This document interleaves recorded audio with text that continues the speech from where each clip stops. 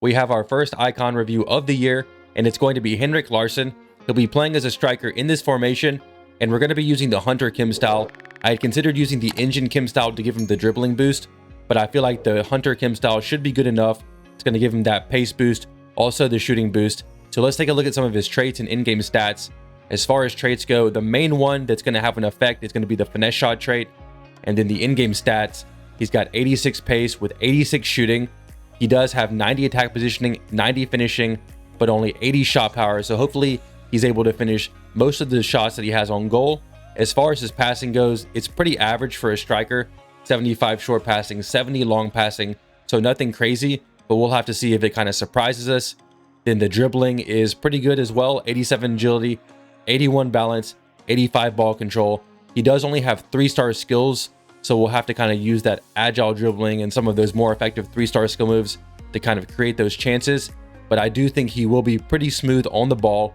And then as far as the physicals go, he does have 87 jumping combined with the 92 heading accuracy. So he should be able to win headers from crosses and from corner kicks and score those goals. He does have 66 strength, so we'll have to kind of see how physical he feels, but hopefully he does feel somewhat physical. And we're going to be testing him out in division rivals. I'll catch you guys on the other side. Oh, what a pass into Larsson. Pass it out wide. He's making a great run. Finish that far post. Yes, sir. There it is. Great pass with Larsson to start it all off, and he gets himself into the box, and that's an awesome finish. Let's see if we can do this quick agile dribbling. Look at this against Varane. Varane doesn't know where to go. Look at that.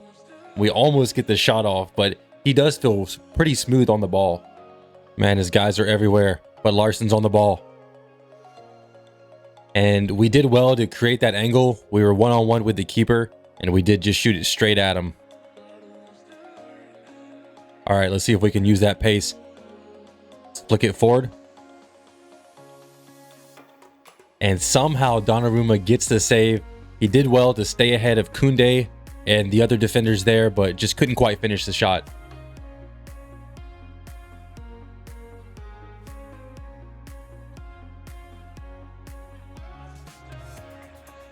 Look at that fight for the ball. He somehow comes out with it. Cross into Nunez.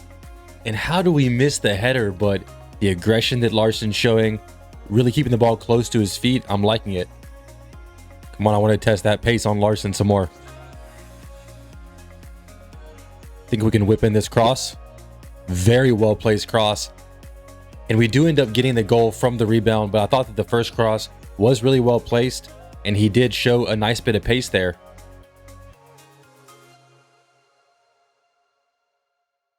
All right, Larsson, we need this winner. Come on. We need this winner. Make that run for us. He's going to do it. Let's cut it back. Can we find the pass? Tight dribbling in the box. I love it. And he gets the assist. Looks like Chiesa gets the winner. What a player. Let's see if we can send this cross into Larsson. There he is. Bring it down and go for that far post shot. And there it is. Another goal. Very good pass from Larsson. And we do get ourselves the goal after, like I said, a really well-weighted pass. All right, Bruno on the ball. Over to Renato. Back to Bruno. Into Paqueta. And Larsson kind of gets a lucky bounce there right into his feet. But he does nice to finish that and score himself a goal.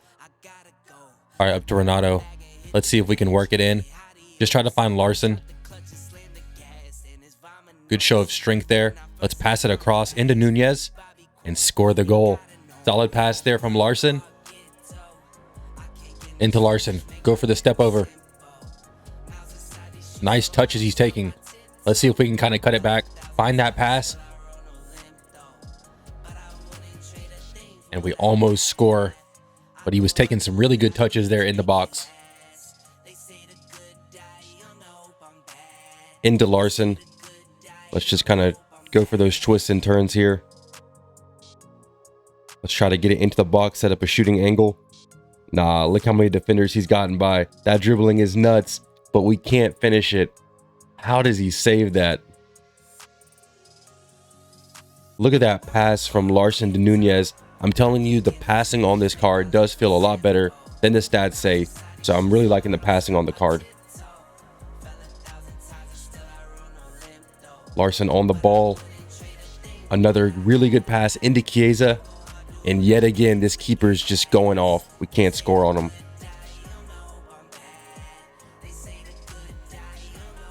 And look at the way Walker just catches up to Larsson. He does have 86 pace. We have the Hunter on him, but he's still not crazy with the pace. Walker easily able to catch him there. And just showing that solid positioning in the box, waiting for the pass. We're back after testing out the first icon of the year. And for me, Larsson was better than I expected. I thought he was pretty good overall, but he does have a couple of cons that I do want to talk about. And the first one being not having the lengthy accelerate type. He's either explosive or controlled. And so not having the lengthy means that he's not going to be the absolute best possible striker. And it is a bit of a con on him. But other than that, the other con for me was the 3-star skill moves. You know, he doesn't have those 4-star skill moves. And so he's not as creative in and around the box. You have to kind of use those step overs, the roulettes, that agile dribbling to create the shooting angles and the passing angles. But I was able to make it work with him. And I think that his dribbling and ball control is very good. And I'll talk about that more here in a minute. But talking about the breakdown of each of his stats, pace-wise, there were times where he was able to stay ahead of guys like Koundé and still get the shot off. And then there were other times where guys like Kyle Walker were able to catch up with him. So if he does have a couple of steps ahead of the defender when you're making that through ball pass into him, he should be able to stay ahead of the defenders, unless it's somebody with crazy pace like a Kyle Walker. And now moving on to the shooting, I thought that the shooting was really good overall. There were a couple of questionable shots that he took, but I really liked the attack positioning and the attacking runs on this card. He always seemed to be where I needed him in the box to make that final pass, and he was able to just take a really good shot and most of the time finish the goal. As far as the passing goes, it did impress me actually. I thought it felt better than a 74, especially that long passing. I was able to play some really good through balls and over the top through balls into my strikers, and that was really impressive on the card. It felt better than a 70, and the short passing also felt about like a 75, maybe a little bit better. So I thought that the passing on this card is better than a 74.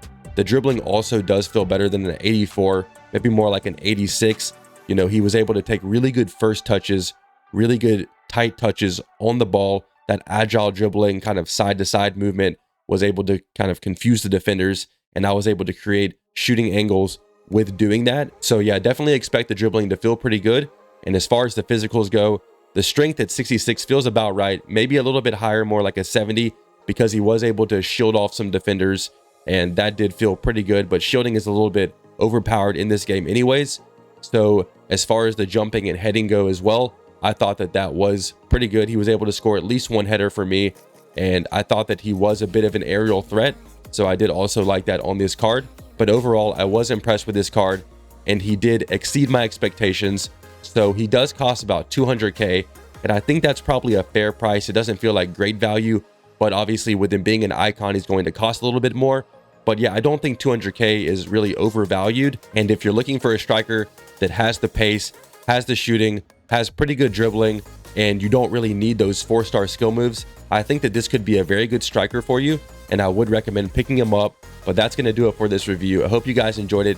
If you did, hit the thumbs up button, hit the subscribe button if you're new, and I'll catch you guys in the next one.